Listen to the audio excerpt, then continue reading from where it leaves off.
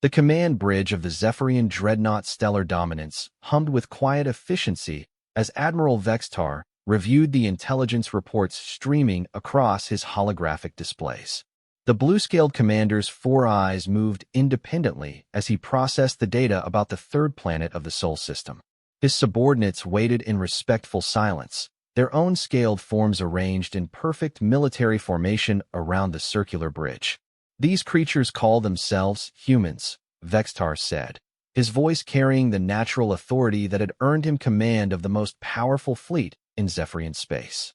According to our long-range scans, they have barely achieved faster-than-light communication. Their technology appears to be based on primitive chemical propulsion and basic nuclear fission. Commander Thelaxis, his second-in-command, stepped forward with the careful precision that marked all Zephyrian military personnel. Admiral, our xenobiology teams have completed their analysis of the intercepted transmissions. These humans appear to be a remarkably aggressive species. They have fought over 4,000 documented wars in just the past millennium. The Admiral's scaled brow ridge lifted slightly. Fascinating. A species that dedicates so much energy to internal conflict rarely develops significant external defensive capabilities. What is our fleet's strength for this operation? 2 full battle groups, Admiral. The Zephyrian 3rd Fleet under your command, and the Krillian 7th Fleet under Admiral Zekthos. Combined, we field 6 dreadnoughts, 24 heavy cruisers, 48 destroyers, and supporting vessels. Total complement, nearly 800 ships. Vextar's mandibles clicked together in satisfaction. The Zephyrian-Krillian alliance had conquered 17 star systems in the past century, adding their resources and populations to the ever-expanding empire. Each conquest had followed the same pattern. Overwhelming force deployed against primitive civilizations that could offer no meaningful resistance. Excellent. And what resistance do our intelligence teams project from this? Earth. Thelaxis consulted his datapad. Minimal, Admiral. Their most advanced warships appear to be chemical propulsion vessels that cannot even achieve significant fractions of light speed. We detected approximately 40 of these warships in orbit around their homeworld, along with what appears to be a small collection of space stations. Their largest vessel measures barely 300 meters in length. The Admiral's 4 eyes converged on the tactical display, showing the Sol system. Earth hung there like a blue-green jewel, its single moon pale beside it.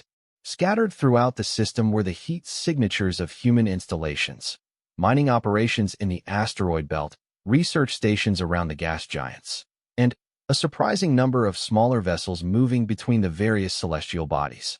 They are remarkably spread out for such a primitive species, Vextar observed. Most civilizations at their technological level barely manage to establish colonies on their planetary neighbors. Indeed, Admiral, our analysts believe this indicates a species with unusual persistence and risk tolerance. However, their dispersal actually works in our favor. Scattered forces are easier to defeat in detail. The massive viewing screen at the front of the bridge activated, showing a 3-dimensional model of the human star system. Red markers indicated known military installations, while blue markers showed civilian infrastructure. Yellow markers highlighted what appeared to be industrial complexes throughout the asteroid belt and on several moons. Brief me on their apparent military doctrine, Vextar commanded. Thelaxis manipulated his controls, and the display zoomed in on Earth's immediate vicinity. They appear to favor small, fast vessels operating in coordinated groups. We've observed what they call patrol squadrons consisting of 6 to 12 ships moving in formation. Their tactics seem focused on rapid maneuvering and concentrated firepower from kinetic weapons. Kinetic weapons? The Admiral's voice carried a note of amusement. They're still throwing rocks at each other? Sophisticated rocks, Admiral. Our analysis indicates they can accelerate small projectiles to significant percentages of light speed using electromagnetic acceleration. However, their maximum effective range appears to be limited to perhaps 100,000 kilometers. Our fleet can engage them from well beyond that distance using plasma bombardment. Vextar nodded approvingly. The Zephyrian Empire had perfected long-range plasma weapons over centuries of warfare. Their primary ship-mounted cannons could deliver devastating energy bursts across millions of kilometers, far beyond the range of any kinetic weapon system. What about defensive capabilities? Primitive energy shielding, apparently based on magnetic field manipulation. Our technical teams estimate their strongest shields could be overwhelmed by a single concentrated barrage from one of our heavy cruisers. They also appear to rely heavily on point defense systems designed to intercept incoming projectiles, but these would be useless against directed energy weapons. The tactical display shifted to show estimated human fleet deployments. Most of their ships appeared to be concentrated around Earth and Mars, with smaller patrol groups scattered throughout the inner system. The outer system seemed to be defended primarily by automated sensor platforms and what appeared to be mining vessels. And their industrial capacity? Commander Thelaxis's expression grew more serious. This is where the humans show unexpected capability, Admiral. Despite their primitive technology, they demonstrate remarkable industrial efficiency. Our long-range scans indicate they have converted nearly 30% of their asteroid belt into active mining operations. The rate of resource extraction and processing exceeds what we would expect from a species at their technological level. Interesting. Perhaps they compensate for technological limitations with brute force industrial methods. That appears to be the case, Admiral. However, our intelligence teams estimate it would take them at least 50 years to develop weapons and defenses capable of threatening our fleet, assuming they somehow acquired our technological principles tomorrow. The Admiral's mandibles clicked thoughtfully. And we will be at their world in 15 days. Exactly, Admiral. Vextar turned away from the tactical display to address the assembled bridge crew. Very well. We proceed according to standard doctrine. Signal Admiral Zekthos aboard the Krillian flagship. We will emerge from faster-than-light travel at the edge of their star system and advance in battle formation. Our first objective is the destruction of their orbital defenses and military vessels. Once space superiority is established, we will demand their surrender. And if they refuse, Admiral, then we demonstrate why the galaxy fears the Zephyrian-Krillian alliance. We will bombard their major population centers until they understand their situation. Few species require more than one demonstration before accepting our terms. As the bridge crew returned to their duties, Vextar remained standing before the tactical display. In his 3 centuries of military service, he had overseen the conquest of dozens of worlds. Each had followed the same pattern: initial resistance, overwhelming demonstration of superior firepower, and eventual capitulation. The survivors were integrated into the alliance as productive citizens. Their worlds became new sources of resources and industrial capacity, and the Empire continued its expansion across the galaxy. The humans would be no different. Their apparent aggressiveness might make them useful as auxiliary troops after proper training and indoctrination. Their industrial capabilities could be enhanced with superior technology to serve Alliance needs. Within a decade, Earth would be just another productive world in the ever-growing Empire. But as Admiral Vextar studied the data streams showing human activities throughout their star system, something nagged at his tactical instincts. The humans were spread across their system in patterns that seemed almost deliberate. Their mining operations weren't randomly scattered, but formed geometric patterns that suggested careful planning. Their patrol routes created overlapping coverage zones that indicated sophisticated understanding of space-based tactics. Commander Thelaxis, he called. Have our intelligence teams analyzed human military communications? Yes, Admiral. The encryption is primitive by our standards. Our computers broke their codes within hours of beginning analysis. And what do these communications reveal about their command structure and strategic thinking? Thelaxis consulted his datapad again. They appear to have a unified command structure called the United Earth Defense Force. All military units throughout their system report to a central command authority located on their homeworld. Their communications indicate they have been conducting large-scale military exercises for the past several years. Exercises against what enemy? They appear to have no knowledge of our existence or that of any other spacefaring civilization. That puzzled our analysts as well, Admiral. The exercises appear to be based on hypothetical scenarios involving technologically superior alien attackers. They have been practicing coordinated defense strategies involving all their military assets throughout the system. Admiral Vextar's 4 eyes narrowed slightly. Show me the details of these exercises. The tactical display shifted to show recorded movement patterns of human vessels over the past year. Vextar watched as human ships moved in complex formations, practicing maneuvers that seemed designed to maximize their limited capabilities against a hypothetical enemy with longer-range weapons and superior technology. They practice as if they expect to face exactly the type of force we represent, he observed. Our analysts concluded this demonstrates their species' natural paranoia and tendency toward military preparation. They appear to assume that any alien contact would be hostile. Perhaps they understand something about the nature of galactic civilization that our intelligence reports have failed to capture. Vextar continued studying the human movement patterns. Commander, I want continuous monitoring of all human military communications as we approach their system. If they detect our arrival, I want to know immediately. Of course, Admiral. As the stellar dominance and its accompanying fleet continued their faster-than-light journey toward the Sol system, Admiral Vextar found himself thinking more about the humans than any previous conquest target. Most primitive civilizations were so obviously inferior that planning their defeat required little creativity. But these humans displayed characteristics that suggested they might prove more challenging than initial intelligence indicated. Their industrial capacity was impressive. Their military exercises showed unusual foresight and systematic preparation. Their expansion throughout their star system demonstrated remarkable determination and organizational capability. And their internal conflicts, rather than weakening them, appeared to have driven rapid technological and tactical development. Still, none of these factors could overcome the fundamental disparity in technological capability. The combined Zephyrian-Krillian fleet represented the culmination of centuries of technological advancement. Their weapons could destroy worlds, their shields could deflect any attack these humans could mount, and their faster-than-light capabilities meant they could strike anywhere in the human system while remaining effectively untouchable. The conquest of Earth would proceed according to plan. Admiral Vextar was certain of that, but something told him it would be more interesting than usual. 3 days later, as the fleet prepared for its final approach to the Sol system, long-range sensors detected something unexpected. The humans had somehow detected their approach despite being still several light-years away. Communication intercepts indicated massive mobilization of human forces throughout their system. How is this possible? Vextar demanded as he reviewed the sensor data. Our stealth systems should make us undetectable to their primitive technology.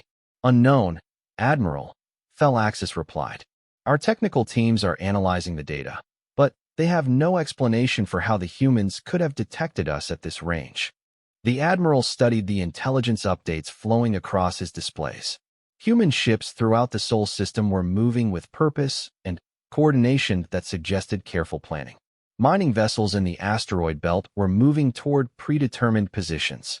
Patrol squadrons were consolidating into larger formations. Defensive installations around Earth and Mars were powering up weapons systems. They're not panicking, Vextar observed. They're executing predetermined battle plans. It appears so, Admiral. Whatever detection method they used, they have been preparing for our arrival. Very well. Signal Admiral Zekthos. We advance to battle stations and proceed with the original plan. Regardless of how they detected us, they cannot change the fundamental equation. We maintain overwhelming technological and numerical superiority. As the combined alien fleet dropped out of faster-than-light travel at the edge of the Sol system, Admiral Vextar felt the familiar confidence that had served him through dozens of conquests. The humans had managed one surprise, but the outcome was never truly in doubt. He had no way of knowing that the humans had been waiting for this moment for over 50 years, or that their apparent technological primitiveness was the most sophisticated deception in human history. The galaxy was about to learn why humans had never stopped fighting, and why they had spread throughout their system with such determination. The real war was about to begin. Admiral Sarachun stood in the command center of Olympus Station, humanity's most advanced military installation hidden within the asteroid series.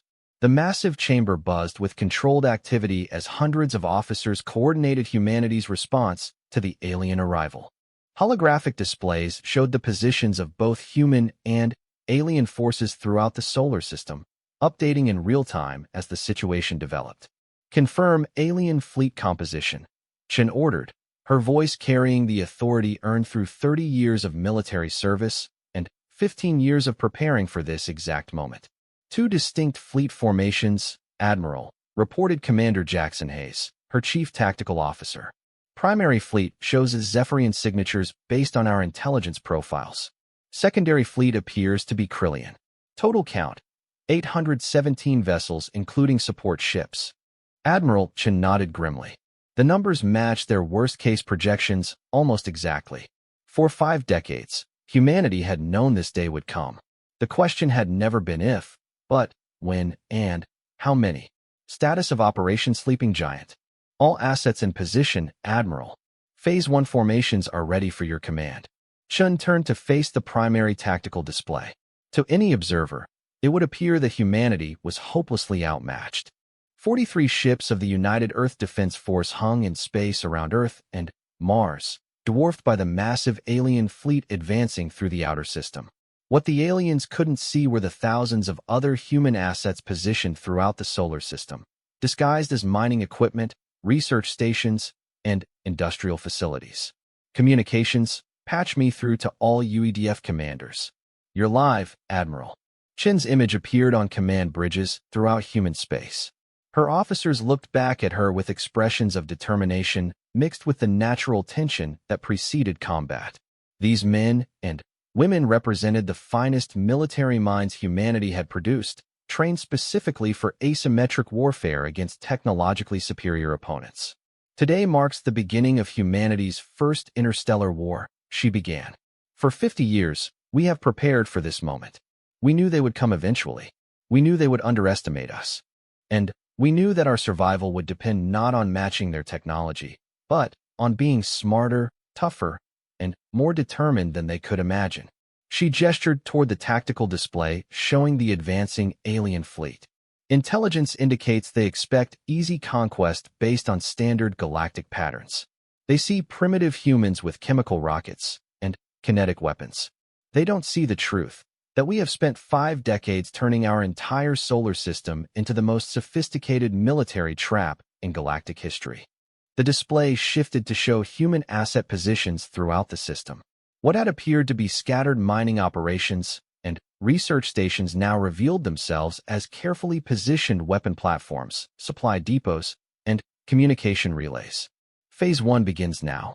All mining platforms, activate combat configurations. All patrol squadrons, implement Deception Protocol 7. All asteroid facilities, prepare for deep strike operations. Throughout the solar system, humanity's true military capability began to reveal itself. Mining platforms that had appeared to be simple resource extraction operations suddenly bristled with concealed weapon systems. Asteroid processing facilities that had seemed like industrial infrastructure activated powerful sensors and communication arrays. Transport vessels that had looked like civilian cargo haulers revealed themselves to be fast attack craft with sophisticated stealth systems. The alien fleet, still days away from Earth at sublight speeds, had no immediate indication that anything had changed. Their sensors showed the same 43 human warships they had detected earlier, now moving into what appeared to be desperate defensive formations around humanity's homeworld. But Admiral Chun was not preparing for a desperate last stand. She was initiating the most complex military operation in human history. Commander Hayes, begin deep strike deployment. I want Wolverine Squadron in position within 6 hours. Acknowledged, Admiral. Wolverine Squadron is moving to assault positions. Deep in the asteroid belt, 12 vessels that had spent months disguised as mining ships began their transformation. External equipment that had appeared to be or processing gear fell away, revealing sleek hulls designed for speed and stealth. These ships represented humanity's most advanced technology, true faster-than-light capable vessels powered by exotic matter engines that had taken decades to develop. Humanity's apparent technological inferiority was a carefully maintained deception. While their main fleet still used chemical propulsion and kinetic weapons, their best scientists and engineers had been working in absolute secrecy to develop capabilities that could surprise even advanced alien civilizations. "Admiral, we're receiving telemetry from our deep space monitoring stations," reported Lieutenant Commander Maria Santos from the intelligence section. "The alien fleet is maintaining standard approach formation. No indication they suspect our true capabilities." Chen studied the alien formation carefully. Her intelligence teams had spent years analyzing recovered alien technology and intercepted communications to understand their typical military doctrines. The Zephyrians and Krillians were following predictable patterns developed over centuries of conquering primitive civilizations.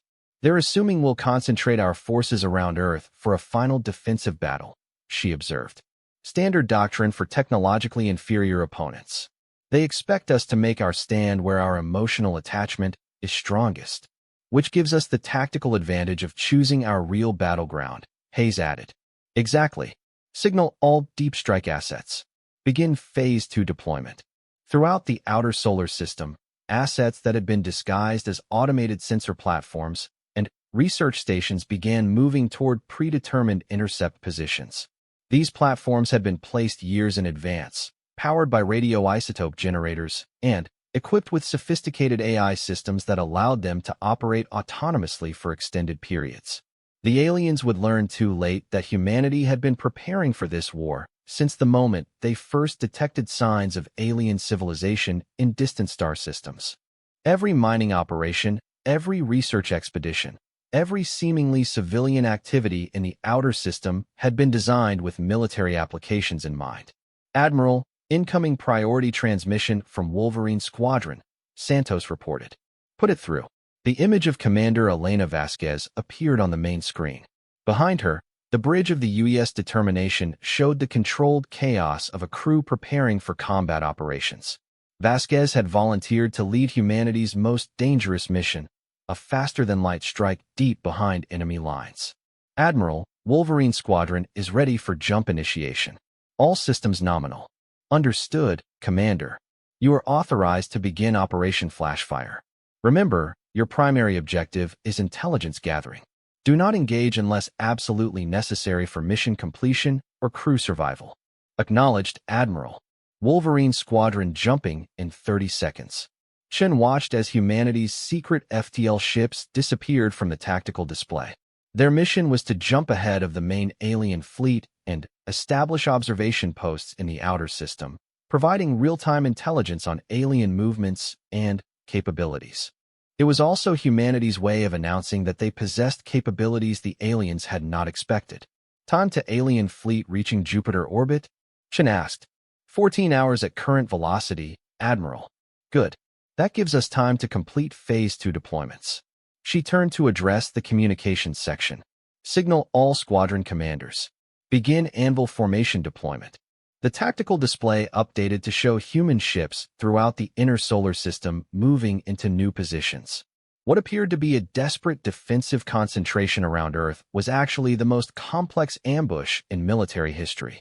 Human forces were positioning themselves to channel the alien advance into a predetermined engagement zone where humanity's advantages could be maximized.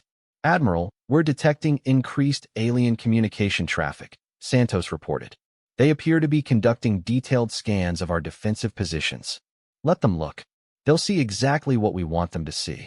The aliens would observe 43 human warships arranged in defensive formations around Earth and Mars. They would detect the orbital defense platforms and space-based weapon systems that appeared to represent humanity's best military technology. What they wouldn't see were the thousands of concealed assets positioned throughout the system, or the true capabilities of human technology that had been carefully hidden for decades. "Commander Hayes, status on Hammer Group deployment?" "Hammer Group is in position, Admiral. All stealth systems are functioning nominally. No indication of alien detection." Hammer Group consisted of humanity's most powerful kinetic weapons, mass drivers built into asteroids and powered by fusion reactors. These weapons could accelerate projectiles to significant percentages of light speed, giving them range and destructive power that would surprise any enemy expecting primitive human technology. "Excellent. Signal Hammer Group to begin final targeting preparations. I want firing solutions for all primary alien vessels within 30 minutes of their entry into the engagement zone." The hours passed with tension building throughout human space. Every man and woman in the UEDF knew that the next few days would determine whether humanity remained free or joined the ranks of conquered civilizations serving alien masters. The stakes could not be higher, but humanity had advantages their enemies could not imagine. Admiral, priority signal from outer system monitoring stations, Santos announced. Wolverine Squadron has established observation posts beyond Pluto. They report successful faster-than-light jumps and are beginning detailed reconnaissance of alien fleet capabilities. Outstanding. Patch me through to Commander Vasquez. Vasquez's image reappeared on the main screen, now showing the bridge of her ship in the outer darkness beyond Pluto. Admiral, we have eyes on the alien fleet. Initial observations confirm intelligence estimates of fleet composition and capabilities. However, we're detecting some unexpected elements. Specify. The alien fleet appears to include vessels designed specifically for planetary bombardment. Configuration suggests they're prepared for extended siege operations if immediate surrender doesn't occur. Chun felt a chill of anger. The aliens weren't just planning conquest. They were prepared to destroy human civilization if resistance proved inconvenient. Any indication they've detected Wolverine Squadron? Negative, Admiral. Our stealth systems appear to be effective against their sensors.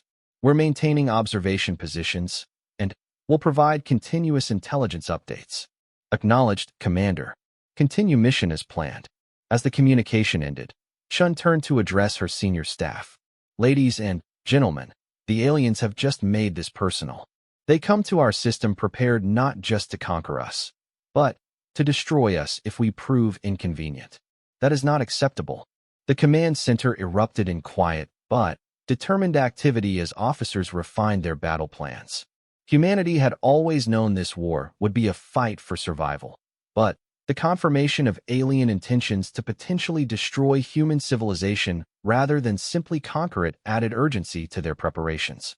Admiral, incoming transmission from General Morrison at Luna Command, Hayes reported. General Robert Morrison, commander of humanity's lunar military installations, appeared on screen. Behind him, the underground command center carved into Luna's bedrock showed the massive scope of humanity's military preparations. Admiral Chun, Luna Command reports all Phase 2 assets ready for operations. We have firing solutions for primary targets and are prepared to begin coordinated strikes on your command. Understood, General. How are our ground-based preparations? Earth Defense Command reports all continental defense systems are online. Deep strike teams are positioned and ready for deployment. If the aliens attempt planetary assault, they will discover that conquering Earth itself will be far more difficult than they anticipate. Excellent. Maintain readiness and await further orders. As the communication ended, Chun reflected on the magnitude of humanity's preparations. For 50 years, the entire human race had been united in preparing for this moment. Every major industrial project had included military applications. Every technological advancement had been evaluated for its potential contribution to humanity's defense. Every human settlement beyond Earth had been designed to function as both civilian infrastructure and military assets. The aliens would learn that humanity had taken the concept of total war and elevated it to an art form. They expected to face a primitive civilization with limited military capability. Instead, they would confront an entire species that had transformed itself into a military machine designed specifically to defeat technologically superior opponents. Admiral, alien fleet is beginning final approach to Jupiter, Santos reported. Estimated time to engagement zone, 6 hours. Chun nodded. Signal all commands. Operation Sleeping Giant enters Phase 3. All assets prepare for combat operations. Throughout human space, the largest military operation in human history moved into its final phase. In a few hours, the galaxy would discover that humanity was far from primitive, and that underestimating humans was a mistake no enemy would make twice. Admiral Vextar felt the first hint of unease as his fleet crossed the orbit of the planet the humans called Jupiter. Long-range sensors were detecting anomalous readings throughout the inner system, though nothing that clearly indicated military threats beyond the known human fleet concentrations around Earth and Mars. Commander Thelaxis, What is our analysis of these sensor readings? His second-in-command consulted the streams of data flowing across his tactical displays. Unknown, Admiral. We're detecting unusual energy signatures from various asteroid installations, but they appear consistent with primitive industrial operations. Our technical teams believe the humans may be attempting to power up mining equipment to impressive levels as a form of psychological warfare. Psychological warfare? Vextar's mandibles clicked in amusement. They plan to intimidate us with mining equipment? It would be consistent with the behavior we've observed in primitive civilizations, Admiral. When facing overwhelming odds, they often resort to displays intended to make themselves appear more formidable than they actually are. The Admiral nodded, but something continued to nag at his tactical instincts. The patterns of human activity throughout their system showed too much coordination, too much purpose. Primitive civilizations typically responded to alien contact with either panic or desperate attempts at communication. These humans were doing neither. Signal Admiral Zekthos. I want a tactical conference before we proceed into the inner system. Within minutes, the scaled features of Admiral Zekthos appeared on the communication screen. The Krillian commander's red-tinged scales and predatory features showed the confidence of a warrior who had conquered a dozen star systems. Admiral Vextar, my fleet is ready to begin the subjugation of this primitive world. My officers are eager to add another victory to our record. I share their enthusiasm, Admiral Zekthos, but I want to discuss our approach to this system. The humans are displaying unusual coordination for a primitive civilization. Unusual how?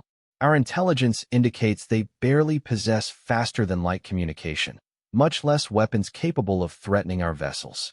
Vextar gestured to his tactical display. Observe the movement patterns of their civilian vessels over the past day. They're not fleeing in panic or attempting to hide. They're moving with purpose toward predetermined positions. This suggests planning and coordination that exceeds what we would expect from a civilization at their technological level. Zekthos studied the data for a moment. Interesting, but irrelevant. Regardless of their coordination, they cannot overcome the fundamental disparity in our respective capabilities. My fleet alone possesses sufficient firepower to reduce their homeworld to molten slag. Of course, Admiral. I'm not questioning our ultimate victory. I'm simply suggesting we proceed with appropriate caution. These humans may have developed unexpected capabilities during the years our intelligence teams were monitoring their system.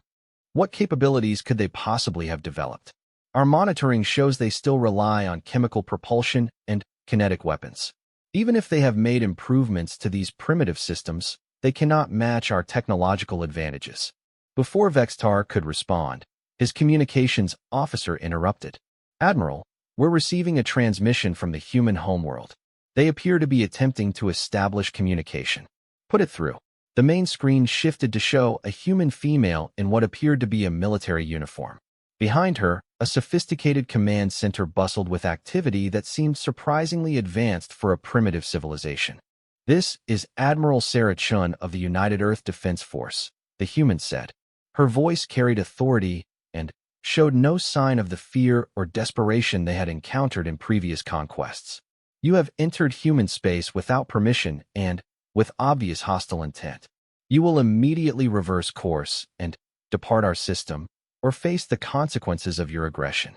Admiral Zekthos's image appeared in a smaller window on Vextar's screen, his predatory features showing obvious amusement. Admiral Vextar, surely you don't intend to take this primitive creature seriously? Vextar studied the human admiral carefully. Her demeanor showed confidence rather than bravado, preparation rather than panic. Admiral Chun, I am Admiral Vextar of the Zephyrian Third Fleet. You are addressing the combined forces of the Zephyrian-Krillian Alliance. We represent 17 conquered star systems and the most powerful military force in this sector of the galaxy. Your civilization will surrender immediately and submit to Alliance authority or face complete destruction. I'm sorry, Admiral, but that won't be possible, Chen replied calmly. Humanity claims this system by right of settlement and development. We will defend it against all aggression. I suggest you reconsider your position while you still can. The audacity of the response stunned both alien commanders into momentary silence. In their combined centuries of military service, Neither had ever encountered such defiance from a clearly inferior opponent. This creature threatens us. Zekthos snarled. Admiral Vextar, I request permission to demonstrate the futility of human resistance. One bombardment of their largest population center should convince them of their situation. But Vextar was studying Admiral Chen's expression. She showed no fear, no desperation, no indication that she was bluffing to buy time or gain negotiating position. Her confidence appeared genuine. Admiral Chen, you must understand that resistance is futile. Our fleet possesses 800 ships mounting weapons that can destroy planets. Your entire military force appears to consist of fewer than 50 vessels using primitive technology. Explain your confidence. Chen's expression didn't change. Admiral Vextar, you've made several assumptions about human capabilities based on limited intelligence. Those assumptions will prove costly. This is your final warning. Depart our system immediately. The transmission ended, leaving the two alien admirals staring at a blank screen. Incredible arrogance, Zekthos growled. Admiral Vextar, I must insist we proceed with immediate attack. These primitives must be taught respect for their superiors. Vextar remained silent for a long moment, studying the tactical displays showing human activities throughout the Sol system. Something was wrong. Primitive civilizations didn't behave this way. They didn't issue ultimatums to vastly superior forces. They didn't display this level of confidence unless they possessed capabilities that weren't immediately apparent. Admiral Zekthos, I agree we must proceed, but I want maximum sensor coverage as we advance. If these humans have developed unexpected capabilities, I want to know immediately. As you wish, Admiral. But I maintain that we're wasting time on primitive psychology. Their confidence is simply ignorance of their true situation. As the combined alien fleet resumed its advance toward the inner solar system, long-range sensors continued to detect increasing activity among human installations. Mining equipment was powering up to unprecedented levels. Civilian vessels were moving into formations that seemed almost military in nature. And throughout the asteroid belt, installations that had appeared dormant for months were suddenly showing active energy signatures. Admiral, Thelaxis reported, our technical teams are detecting some unusual readings from human installations in the asteroid belt. Energy output levels are approaching what we would expect from military-grade power systems. Specify. Unknown types of reactors are coming online throughout their asteroid mining operations. Power levels suggest technology more advanced than their apparent capabilities should allow. Before Vextar could respond, his tactical officer interrupted with alarm in his voice. Admiral, emergency report from long-range sensors. We're detecting faster-than-light signatures in the outer system. That's impossible. Human technology cannot support faster-than-light travel. Confirmed impossible, Admiral, but sensors are positive. Multiple FTL signatures detected beyond the orbit of their outermost planet.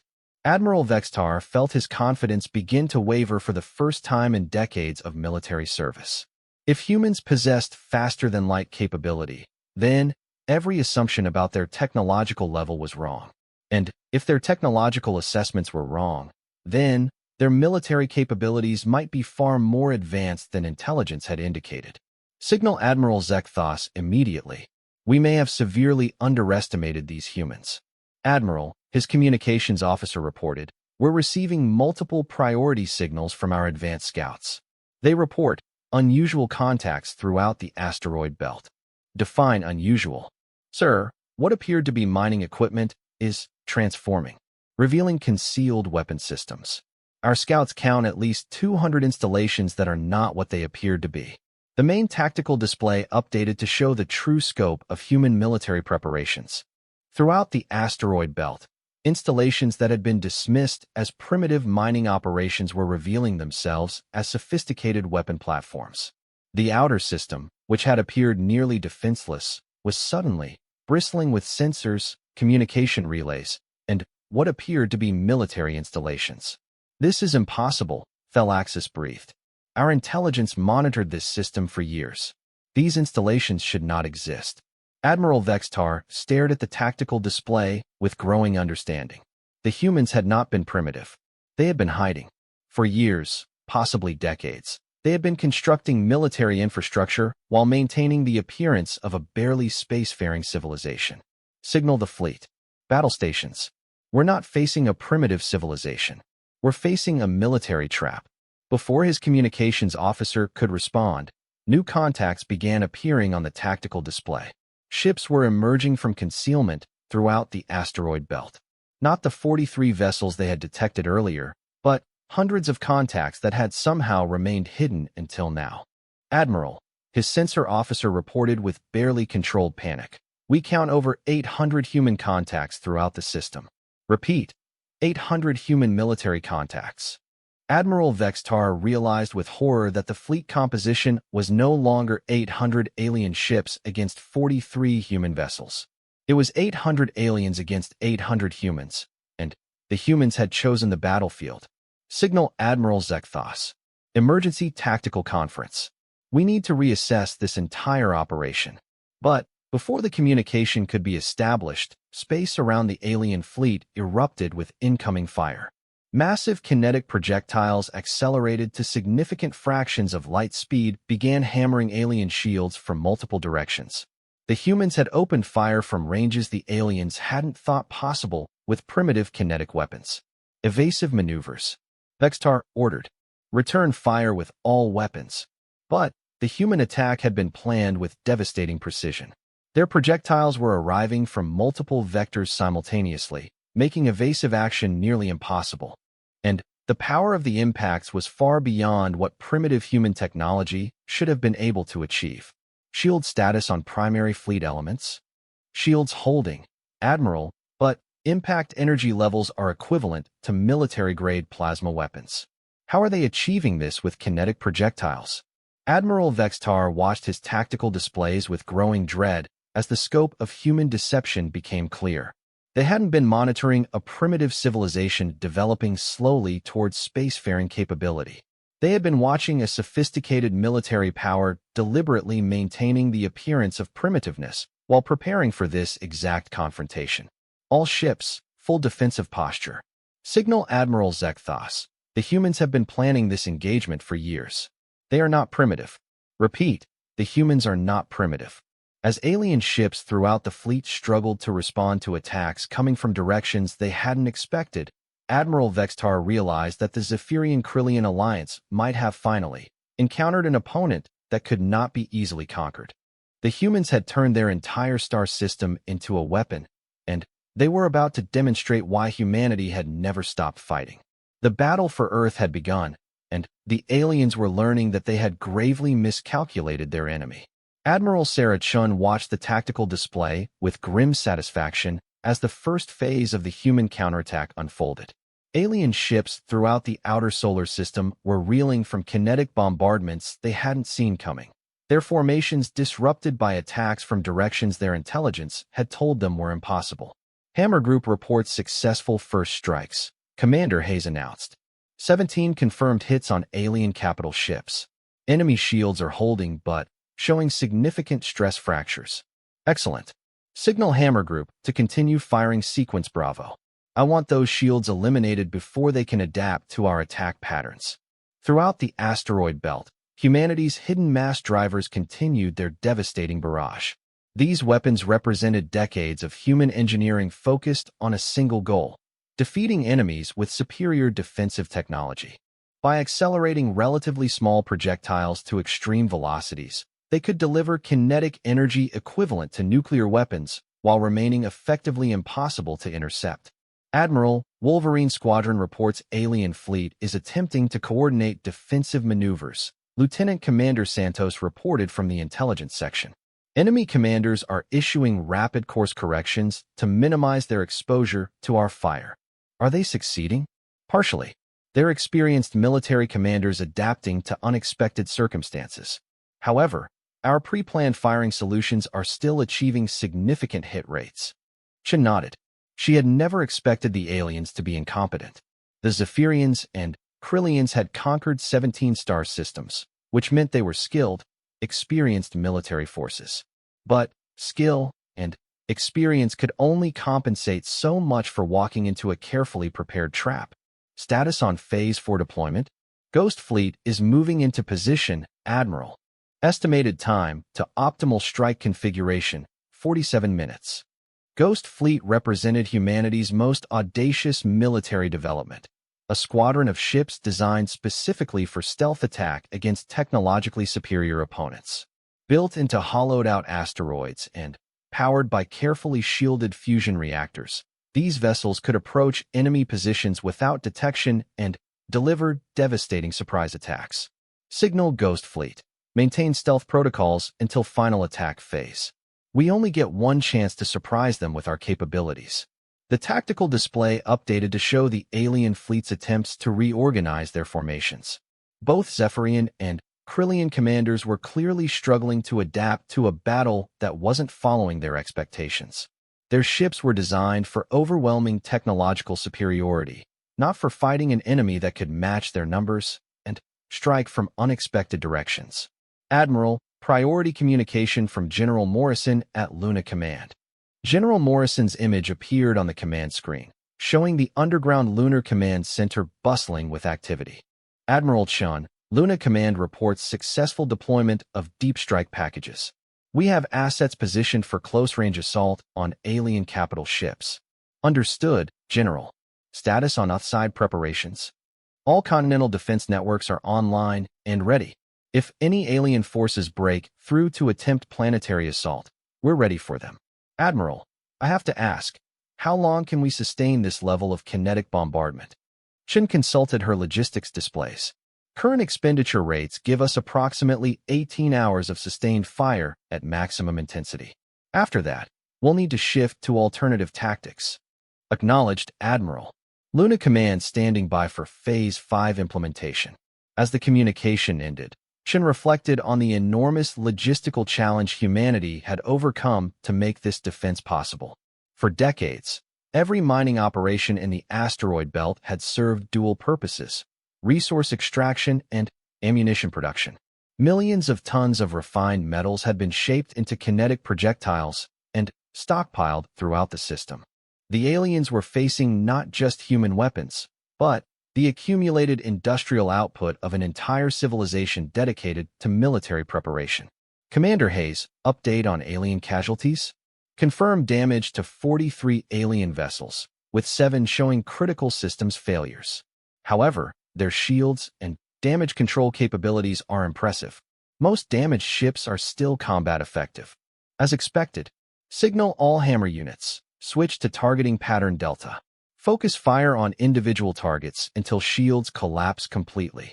Chun had studied every piece of intelligence humanity had gathered about alien military technology.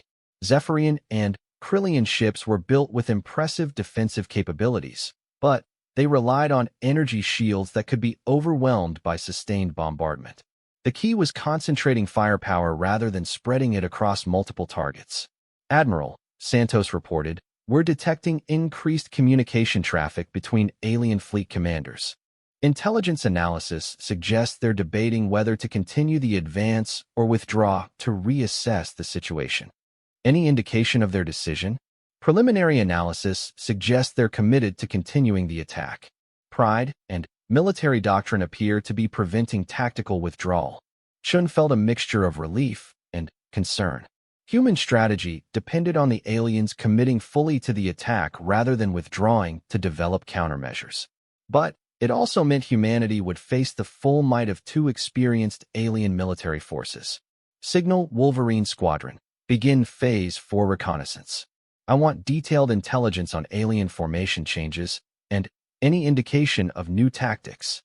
Deep in the outer system, Commander Elena Vasquez received the signal aboard the UES Determination. Her faster-than-light capable ship had been observing the alien fleet since their arrival, providing crucial intelligence about their capabilities and intentions. Wolverine 2, maintain position and continue monitoring primary alien formations, she ordered over the squadron communication channel. Wolverine 3 and 4, conduct close-range reconnaissance of damaged alien vessels. I want assessment of their damage control capabilities. Vasquez's ships moved through space with stealth systems that made them effectively invisible to alien sensors.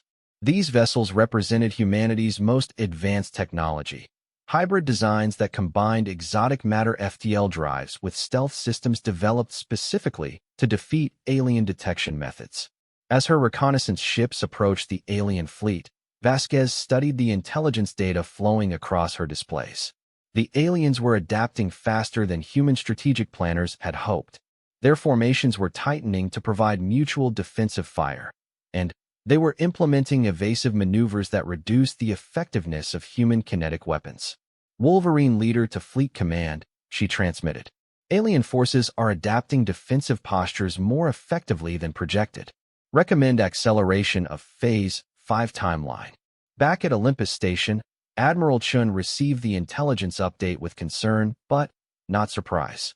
Understood, Wolverine leader.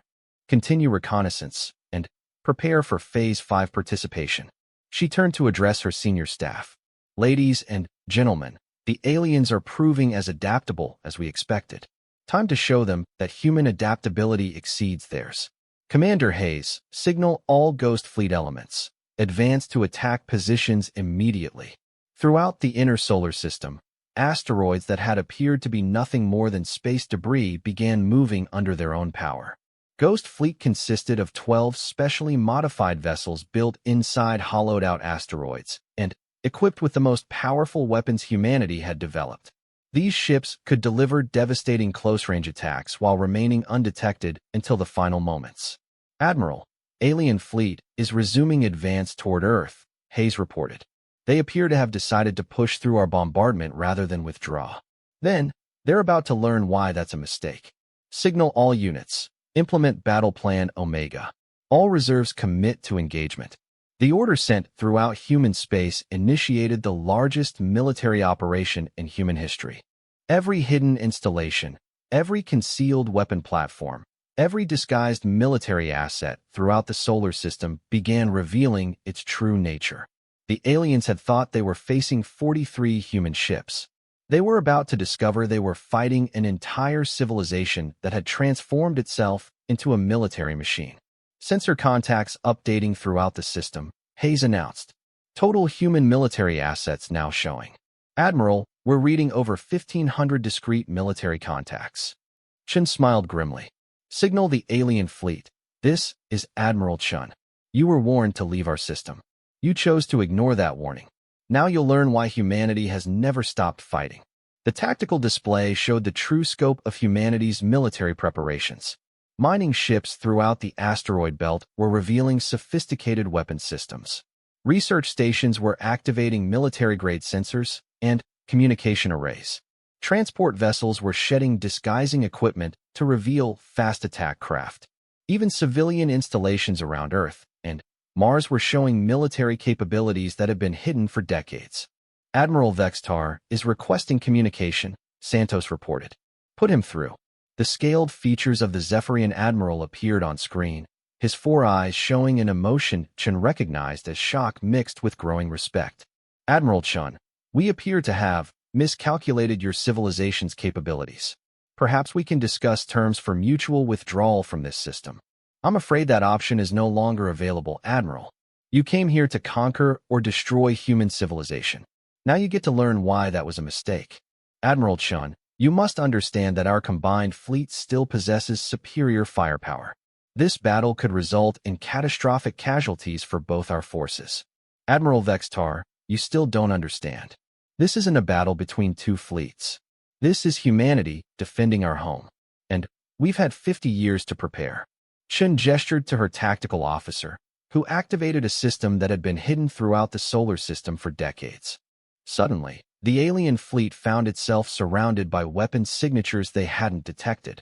Missile platforms built into asteroids, particle beam arrays disguised as communication equipment, and kinetic weapon systems that dwarfed anything they had encountered.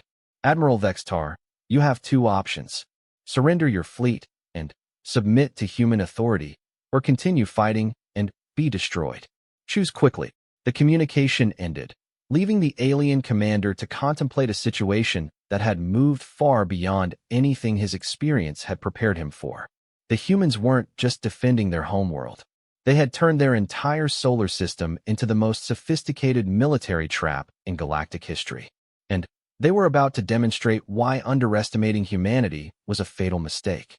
Admiral Vextar stared at the tactical display with the growing realization that his fleet faced annihilation. What had begun as a routine conquest of a primitive civilization had become the most desperate battle of his 3-century military career. The humans had revealed military capabilities that exceeded every intelligence estimate, and their tactical coordination suggested planning that had taken decades to implement. Admiral Thelaxis reported with barely controlled panic. We're detecting weapon signatures throughout this entire star system. Our computer estimates indicate over 2,000 discrete military targets, many with firepower equivalent to our heavy cruisers. How is this possible? Our intelligence monitored this system for years without detecting this level of military infrastructure. Unknown, Admiral. It appears the humans have been conducting the most sophisticated military deception in galactic history. Everything we observed as civilian infrastructure was actually military assets in disguise. The main display showed the true scope of humanity's preparations. The Sol system had been transformed into an enormous fortress, with weapon platforms, communication networks, and supply depots positioned throughout three-dimensional space in patterns that suggested centuries of strategic planning. Signal Admiral Zekthos. We need immediate tactical coordination if we're going to survive this engagement. The Krillian Admiral's image appeared on screen, his predatory features showing the strain of commanding a fleet under devastating attack. Admiral Vextar, my forces have sustained significant damage. These humans are employing tactics I've never encountered. They're striking from multiple directions simultaneously while maintaining perfect coordination across impossible distances. Can your fleet maintain combat effectiveness? For now, yes. But, Admiral Vextar, we need to consider the possibility that this engagement cannot be won. The humans have demonstrated capabilities that exceed our understanding of their technological development. Before Vextar could respond, his sensor officer interrupted with alarm. Admiral, incoming priority alert from outer perimeter scouts. We're detecting multiple faster-than-light signatures converging on our position. Specify location and vector. Multiple locations, Admiral. FTL contacts are appearing throughout the engagement zone. The humans appear to possess tactical FTL capability we didn't know existed. Admiral Vextar felt his confidence collapse entirely. If humans possessed tactical FTL drives, they could strike anywhere in the system while remaining effectively untouchable. The technological disparity he had counted on had not only disappeared, it had potentially reversed. All ships, defensive formation Beta 7. Prepare for multi-vector assault. Throughout the alien fleet, ships struggled to adapt to a tactical situation that exceeded their training and doctrine. They were fighting an enemy that could appear anywhere, strike from any direction, and coordinate attacks across distances that should have made real-time command and control impossible. Aboard Olympus Station, Admiral Chun watched the final phase of Operation Sleeping Giant unfold with satisfaction, mixed with sorrow for the casualties on both sides. The aliens had proven to be skilled, brave opponents, but they had made the fundamental error of underestimating humanity. Ghost Fleet reports successful insertion into optimal attack positions, Commander Hayes announced. All units ready for final assault phase. Signal Ghost Fleet. Commence Operation Hammerfall. All units are authorized to engage with maximum firepower. Throughout the battle zone, asteroids that had appeared to be debris suddenly revealed themselves as humanity's most powerful warships. Ghost Fleet had spent months maneuvering into position, using stealth systems that made them effectively invisible until they activated their weapons. Now they unleashed the accumulated firepower of an entire civilization dedicated to military development. The attacks came from directions the aliens hadn't expected, using weapons they hadn't known existed. Fusion-powered particle beams carved through alien shields like they were barely there. Antimatter warheads delivered destructive power that exceeded anything in the alien arsenal. And kinetic weapons accelerated by exotic matter drives achieved velocities that approached the speed of light itself. Direct hits on alien flagship formations, Hayes reported. Confirmed shield collapse on 7 alien capital ships. Enemy fleet cohesion is breaking down. Admiral Chen studied the tactical display as the alien fleet's organized formations dissolved into individual ships desperately trying to survive. But she took no pleasure in their destruction. These were skilled military personnel following orders from commanders who had made decisions based on incomplete information. Open communications to Admiral Vextar, she ordered. The Zephyrian commander's image appeared on screen, showing a being struggling to comprehend the complete reversal of his expectations. Admiral Chun, we request terms for surrender. Admiral Vextar, I want you to understand something. This battle didn't have to happen. We warned you to leave our system. We offered you the opportunity to withdraw. You chose to ignore those warnings because you believed we were primitive and helpless. Admiral Chun, we were acting on intelligence that indicated your civilization lacked advanced military capabilities. We did not intend to engage a force of your sophistication. That's the problem, Admiral. You assumed we were primitive because we chose to appear primitive. You never considered that we might be hiding our true capabilities. And you never asked yourself why a supposedly primitive species would spread throughout their star system with such determination. Chen gestured to the tactical display showing human assets throughout the solar system. For 50 years, every human in this system has been preparing for this day. We knew eventually someone would come seeking to conquer us. We decided that when that day arrived, the attackers would learn why humanity has never stopped fighting. Admiral Chun, what are your terms for surrender? Complete and immediate cessation of hostilities. All alien vessels will power down weapons and submit to human boarding parties for inspection. Your crews will be treated according to human military honor codes, but your ships will be impounded pending resolution of this conflict. Admiral Vextar considered the terms with the understanding that he had no alternative. His fleet had been effectively destroyed as a fighting force, and continued resistance would only result in unnecessary casualties. Admiral Chun, I accept your terms on behalf of the Zephyrian Third Fleet. However, I must inform you that Admiral Zekthos has chosen to continue fighting. Understood, Admiral. Signal your fleet to begin surrender procedures. We'll deal with Admiral Zekthos separately. Throughout space, Zephyrian ships began powering down their weapons and submitting to human control. Their crews faced an uncertain future, but they were alive, which was more than many alien conquerors could claim after encountering humanity. The Krillian fleet, however, chose defiance over surrender. Admiral Zekthos had decided that military honor required fighting to the end, even facing impossible odds. Signal Wolverine Squadron, Chun ordered. Begin final strike operations against remaining alien resistance. Commander Elena Vasquez received the order aboard the UES Determination with grim determination. Her faster-than-light capable ships represented humanity's ultimate military capability, vessels that could strike anywhere in the system and disappear before enemy forces could respond. Wolverine Squadron, initiate Alpha Strike Pattern. Target remaining alien capital ships with maximum firepower. The final phase of the battle lasted less than 30 minutes. Human FTL ships appeared throughout the Krillian formation, delivered devastating attacks, and disappeared before alien weapons could track them. It was a demonstration of tactical mobility that made organized resistance impossible.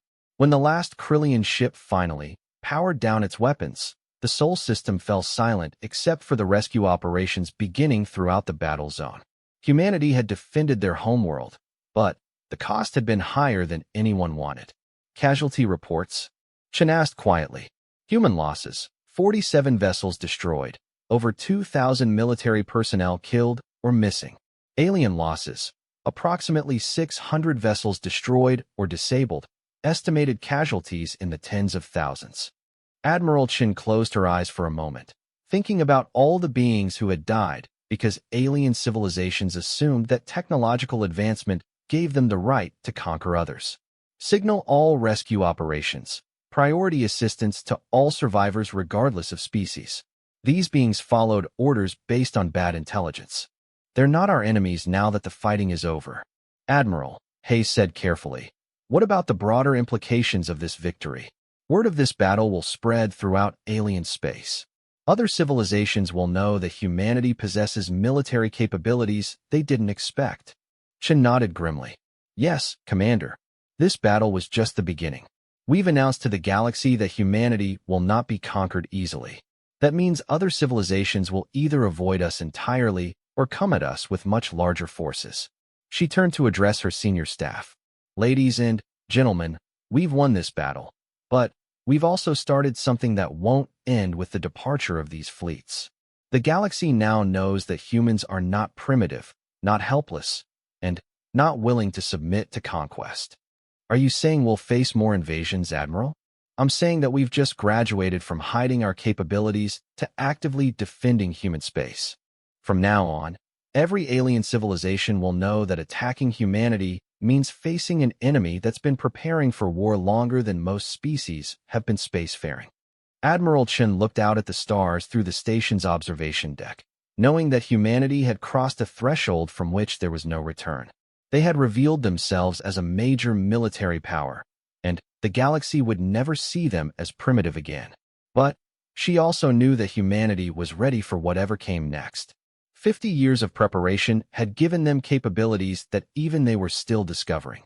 And every human in the solar system understood that they were part of something larger than themselves, a species that had decided never to submit to conquest, no matter the cost.